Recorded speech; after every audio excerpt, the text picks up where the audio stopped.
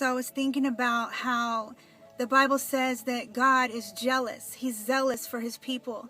And it's not a jealousy like a man has for a woman or a woman has for a man. God's not insecure. God's not fearful. He doesn't have an ego problem. You know, when people are jealous of each other, it's because of fear of losing that person or because of our own insecurities. But the jealousy of God is pure love, because God knows the only safe place is in his arms. The only protection we have is when we are putting him first. When we're not putting him first, our mind's not right, and we start making all kinds of decisions that hurt us.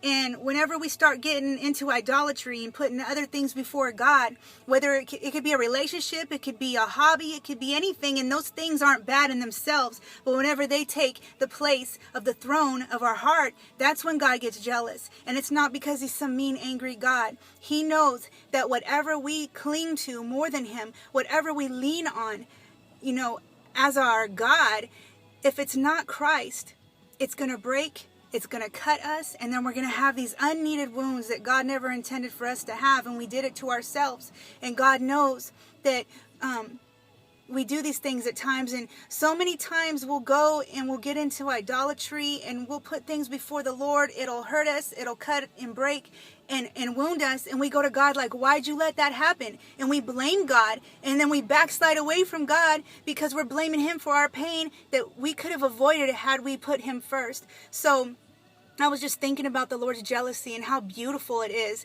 And it's nothing like man's jealousy. It's pure love. The only safe place for us is with him.